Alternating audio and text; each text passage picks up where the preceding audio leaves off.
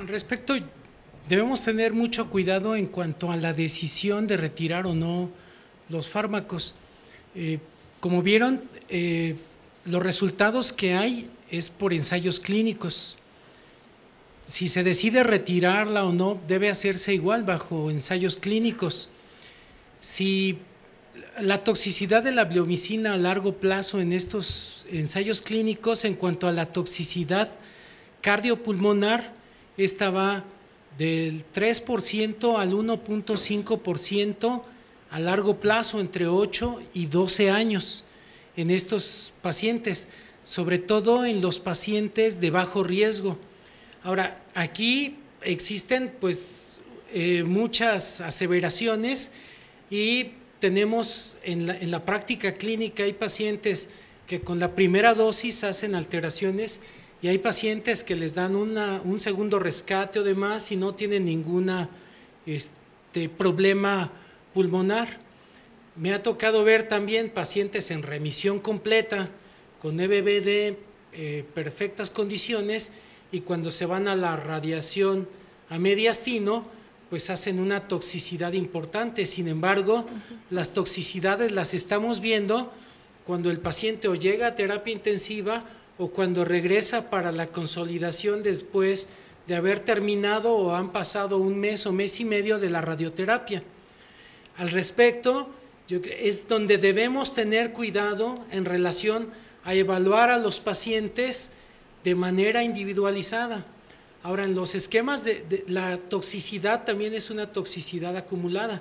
Como vimos, hay esquemas con 2, 4, 6 ciclos de EBVD. Entonces, debemos tomar con cautela el hecho de retirarlo o no, y probablemente, si ese es el deseo, habrá que buscar los grupos o bajo un ensayo clínico, pero los resultados a largo plazo ahí están. Una pregunta. Doctor. En el caso clínico de la niña con enfermedad de Hodgkin que tenía colestasis, ¿hicieron ustedes algún ajuste en la quimioterapia ABVD? ¿Y es necesario este ajuste con este patrón de bilirrubinas? Prácticamente el síndrome colestático fue secundario a la infiltración hepática. Entonces, una vez que la dosis no se ajustó de quimioterapia, una vez que se administró, pues la colestasis desapareció. Entonces, realmente no tuvimos ningún problema precisamente en la circunstancia de la menor, ¿no?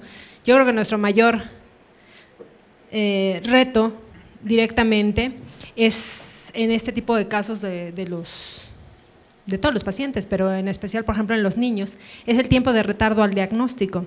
En un estudio que se hizo en St. Jude, se vio que el tiempo promedio de diagnóstico es de 4 a 6 meses. La niña aquí también tardó 4 meses con múltiples diagnósticos para llegar a un linfoma.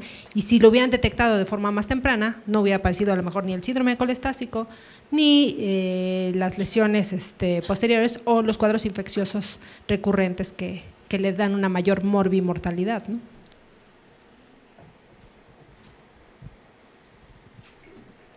Es importante la parte clínica, o sea, independientemente de todo esto, y yo siempre comento a los residentes el hecho de que la parte clínica o los antecedentes del paciente son primordiales, ya lo decía Luis Villela, regularmente para el diagnóstico o demás, ya sea patología o el laboratorio, tienen una muestra y nosotros tenemos la gran ventaja de tener a todo el paciente. Entonces debemos evaluarlo de manera clínica.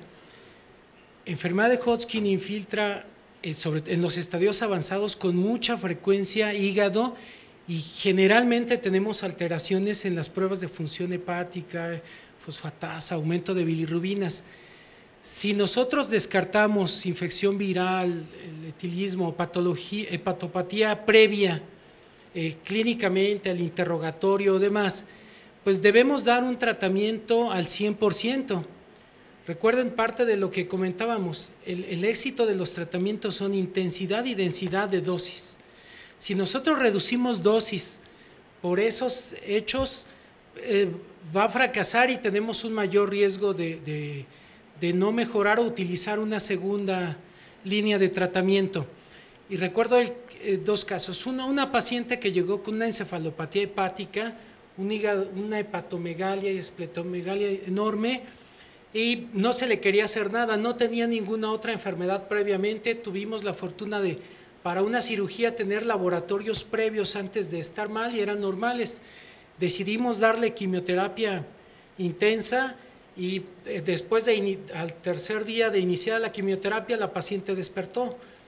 Y hubo que convencer a la familia de darle tratamiento porque era difícil poder saber si iba a responder o no. Y otro caso de una paciente que al final tenía una ictericia de 27, 28 gramos de bilirrubina y también tenía hepatomegalia, tenía infiltración hepática, pero al final ella tenía como enfermedad hepática, enfermedad de conductos evanescentes. Entonces recibió tratamiento conjunto con gastroenterología. Al diagnóstico hicimos las biopsias antes de empezar y después se le repitieron en la remisión y tampoco tuvo mayor toxicidad con la quimioterapia. Ahora, si la decisión es empezar y ya evaluar la toxicidad o la respuesta debe ser en los siguientes ciclos, pero de primera instancia, si no encontramos una enfermedad hepática que realmente limite el tratamiento, debemos darlo. Tengo dos preguntas de la doctora Neri, que está viendo esta sesión en línea. Y la primera es, en breve, un paciente que tiene enfermedad limitada y no tiene factores de riesgo desfavorables, ¿cuál es el tratamiento ideal? ABVD por 4. ¿Radiación o radiación? Si no es bulky y el PET es negativo, pura quimioterapia. Doctor Gregorio Ignacio. Es controversial en nuestro medio. O sea, si tuviésemos todos los recursos y si todos los pacientes pudieran tener PET, pues sería ideal. Pero pues debemos centrarnos en nuestra realidad y de muchas instituciones, y el PET pues no está al alcance de todos. Ahora, en este caso, si no tiene factores adversos, habría que evaluarlo clínicamente y si en los primeros ciclos tiene una muy buena respuesta y programamos o hacemos la tomografía y logramos logramos tener una respuesta completa de este paciente entre el segundo o el cuarto ciclo, yo no le daría más ni radioterapia. Sí, eso es como manejo individualizado. Si no hay una respuesta clínica o no evidenciamos una remisión completa con los recursos que tenemos, debemos continuar el tratamiento y llevarlo como estemos o como lo tengamos en los pacientes con factores adversos, los 6 ciclos, la radio si tenía enfermedad voluminosa y demás. ¿Alguno de ustedes aquí daría 2 a 3 ciclos de ABVD más dosis bajas de radioterapia a sitios involucrados? Pacientes ancianos. ¿Y en niños? Bueno, en niños ahí lo establecimos desde la presentación, o sea, la tendencia es dar ciclos de quimioterapia, tratar de evitar la radio. Sin embargo, actualmente se están llevando todavía los esquemas de radio y quimio en conjunto, ¿no? Para los estadios iniciales sin factores de riesgo. De acuerdo. La segunda pregunta de la doctora Neri es, un paciente que llega con un estadio 3 o 4, lo tratas, te lo llevas a trasplante directamente, te esperas a que recaiga. ¿Cuándo haces trasplante?